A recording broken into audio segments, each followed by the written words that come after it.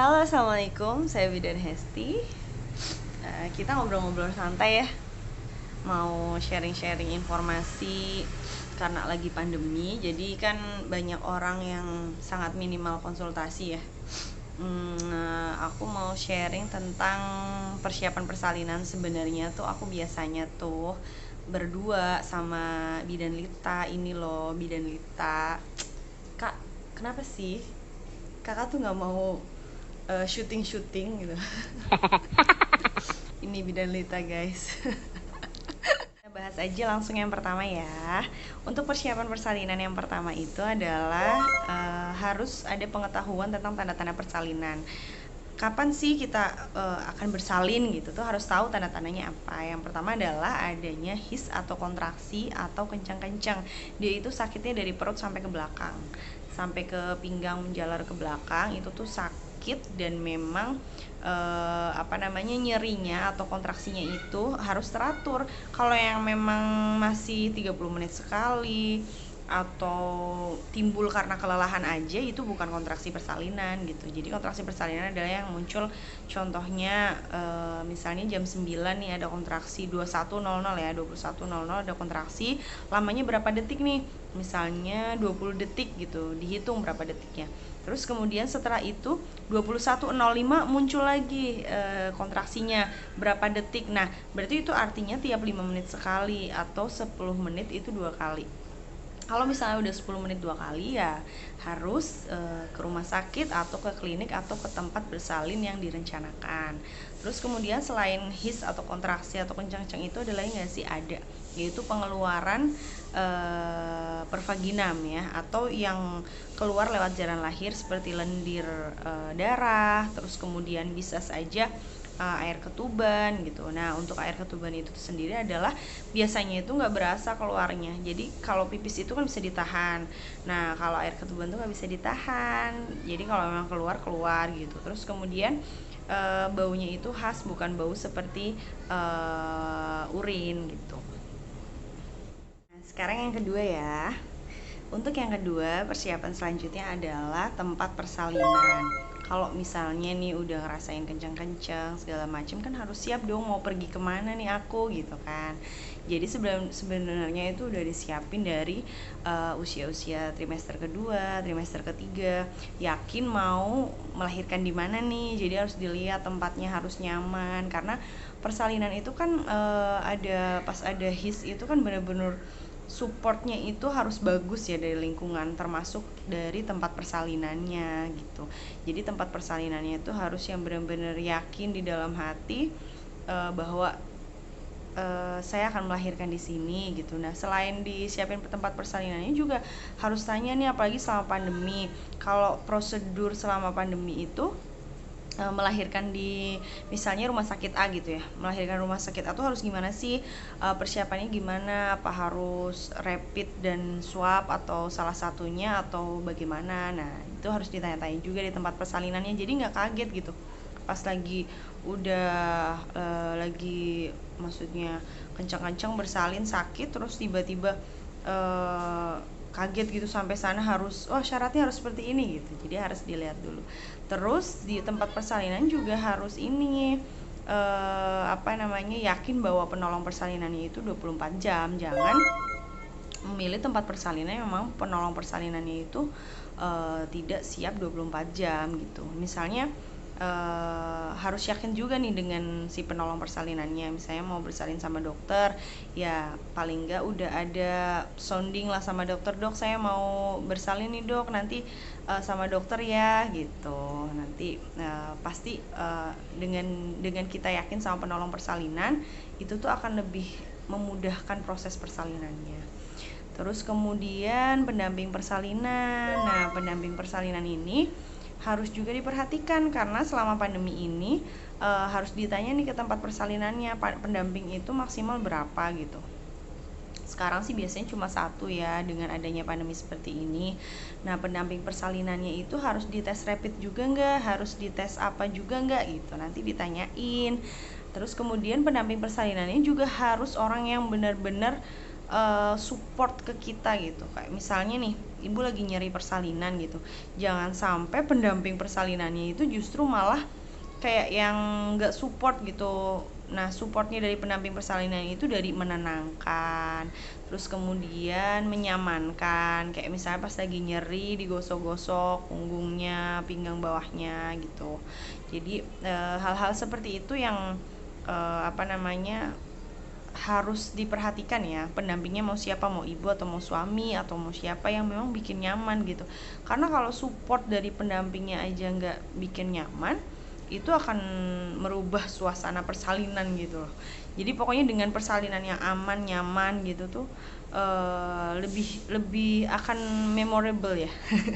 Apa tuh memorable? Pokoknya lebih akan kesan yang indah ya. Terus kemudian saat itu persalinan juga jadi enak gitu, penolongnya juga enak, pendampingnya enak, ibunya juga enak gitu ya. Nah, persiapan selanjutnya adalah persiapan transportasi. Jadi mau bersalin itu harus benar-benar disiapin. Kita nih ada tanda-tanda persalinan nih, kita mau ke tempat persalinan mau pakai apa gitu, jadi harus disiapin transportasinya. Misalnya mau pakai kendaraan pribadi, nah selain kendaraan pribadinya memang disiapin, drivernya juga harus disiapin, kan nggak mungkin ibu ngedrive sendiri kan, jadi harus disiapin. Misalnya apa suami atau memang ada bapak atau siapa aja yang memang bisa mengendarai kendaraannya. Kalau misalnya kan bisa aja nih, waktu persalinan itu kan nggak bisa dijadwalkan ya, bisa aja pagi, siang, atau malam, atau memang dini hari gitu. Jadi tuh harus siap siapa yang akan mengendarai kendaraannya. Yang selanjutnya lagi adalah persiapan barang-barang yang harus dibawa. Nah, misalnya nih mau bersalin normal itu normalnya dirawat berapa hari sih? Tanya dulu sama tempat persalinannya. Kalau misalnya dirawatnya itu sampai nunggu screening bayi gitu. Nah, kan ada screening newborn gitu kan. Nah, screening newborn sama screening pendengaran itu biasanya dilakukan pada saat usia 48 sampai 72 jam. Nah, otomatis ibu akan dirawat 2 sampai 3 hari kan. Atau misalnya persalinan normal di situ boleh screeningnya nanti dipending aja, bisa 1 hari rawat aja gitu. Jadi harus benar-benar dipertimbangkan mau berapa hari rawatnya, jangan semua barang dibawa gitu. Biasanya dibawa apa aja sih? Paling enggak korset bawa ya, korset. Terus kemudian baju bayi 2 lah atau 3 gitu, nggak usah banyak-banyak. Itu tuh satu baju satu set ya. Lebih gampang lagi bawanya jumpsuit ya, yang sekarang kan baju bayi itu atasan sama bawahan jadi satu, itu lebih enak lagi. Terus kemudian pampers bayi nggak usah bawa banyak-banyak, nggak usah sampai bawa 1 box, kecuali ibu memang biar nggak usah diresepin di sana ya nggak apa-apa kalau misalnya mau bawa 1 box. Tapi alangkah baiknya bawa nggak perlu sampai 1 box, bisa lah kayak 15 biji atau 10 biji aja juga nggak apa-apa. Terus kemudian kalau misalnya baju ibunya harus berapa? Yang pertama, baju ibunya juga harus busui friendly ya. Jadi yang enak dipakai untuk menyusui. Bajunya paling nggak bawa 2 aja atau 3, intinya buat ganti pas mau pulang. Terus kemudian untuk celana dalam diusahakan sampai ke atas tali pusat. Intinya jangan celana dalam yang pendek tapi bener-bener nutupin perut, itu lebih enak sih, lebih enak dipakai. Sama pembalut maternity itu boleh lah, kalau misalnya lebih nyaman pakai pembalut sendiri daripada diresepin boleh. Terus tapi sih biasanya hari pertama itu kita pakein pampers karena memang pengeluaran pervaginamnya atau darah nifasnya lah ya, itu biasanya keluar lebih banyak di hari pertama. Terus kemudian kalau korset tuh bawanya berapa ya, bawa 2 lah gitu. Kalau misalnya topi bayi perlu nggak perlu, jadi yang 1 set saya bilang itu ya paling nggak ada topi bayi sama sarung tangan sama sarung kaki. Terus bedongnya boleh bawa 2 atau 3. Terus selimutnya cukup bawa 1 aja, karena kan selimut emang kalau pakai pampers mah insya Allah nggak dipipisin lah ya. Nah, terus kemudian kalau misalnya anaknya perempuan perlu bawa anting, nggak perlu, biar sekalian ditindik di hari akhir mau pulang, hari akhir rawat gitu. Jadi biar ditindik sekalian gitu. Barang-barang yang dibawa itu harus digimanain. Nah, barang-barangnya itu dimasukin dalam 1 tas ya, dalam 1 tas. Terus tasnya itu dideketin di deket pintu atau di arah yang memang gampang dijangkau. Jadi ketika lagi panik itu langsung dibawa satu tas, nggak perlu packing-packing lagi gitu. Kemudian untuk persiapan biaya. Nah, persiapan biaya juga harus dipertimbangkan bahwa seandainya nih mau berniat mau persalinan normal, ibu bapak harus mempersiapkan sampai ke arah persalinan seksio sesarea. Jadi seandainya nih namanya kita sih berharapnya pengen bersalin normal gitu.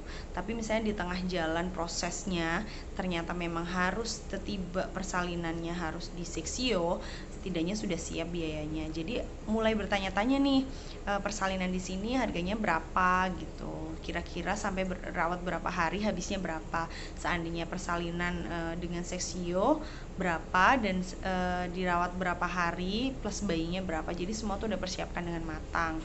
Selain biaya memang yang terkait dengan persalinan, tanya juga nih selama pandemi biaya untuk cek apa aja sih di sini, misalnya kayak harus cek swab, harus cek rapid, berapa biayanya gitu. Hal yang emergensi adalah kita harus mempersiapkan pendonor jika suatu saat terjadi perdarahan.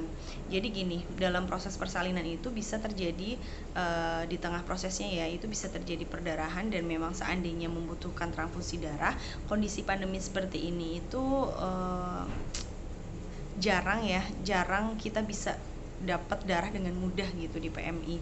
Jadi kalau bisa, misalnya nih ibu udah mengetahui golongan darahnya O, ya disiapin aja di keluarga ada nggak yang golongan darah O dengan kondisi harus sehat, terus kemudian berat badan harus lebih dari sekian sesuai dengan standar pendonor gitu. Jadi harus dipersiapkan supaya nggak perlu broadcast lagi kalau misalnya perlu darah. Persiapan mengasihi itu biasanya kita mulai di trimester ketiga. Jadi sekitar lebih dari 34 minggu kita udah siapin kayak mengenal tipe payudaranya, putingnya itu inverted enggak gitu, putingnya itu yang muncul atau enggak, atau ketarik ke dalam gitu, itu harus bisa kita kenalin. Seandainya kita menarik ke dalam, nah kita perlu lebih ekstra bersihinnya gitu, karena kan memang biasanya yang lipat-lipat itu jadi ada kotoran-kotoran di dalamnya kan. Nah, untuk bersihinnya kenapa tidak boleh di bawah 34 minggu, karena beresiko untuk lahir prematur, kan menimbulkan kontraksi tuh kalau kita bersihin puting. Jadi bersihin puting itu harus sekitar lebih dari 34 minggu, dan memang kalau misalnya ketika bersihin kok jadi berasa ada kontraksi, itu pun harus berhenti gitu. Nah, tujuannya bersihin dari puting payudara itu adalah supaya ketika mengasihi itu sudah tidak ada lagi kerak-kerak yang menutupi pintu-pintu ASI gitu. Nah, bersihinnya pakai apa sih? Bisa pakai VCO, pakai kapas bola ya. Jadi VCO-nya ditaruh di kapas, kemudian dibersihkan ketika pas mau mandi aja dibersihkan. Dibersihkannya itu nggak perlu dikosok-kosok atau gimana, nggak, didiemin aja sih.